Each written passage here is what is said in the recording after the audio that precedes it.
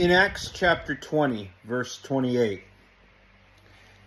it says, "Take heed therefore unto yourselves, and to all the flock, over the which the Holy Ghost hath made you overseers, to feed the church of God, which he hath purchased with his own blood."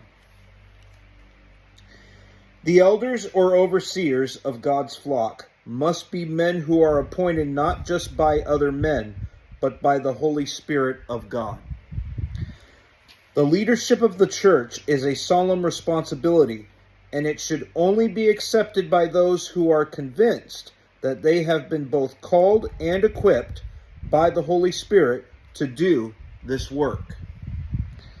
An elder has the responsibility to follow the example of our chief shepherd, Jesus Christ, as a servant leader.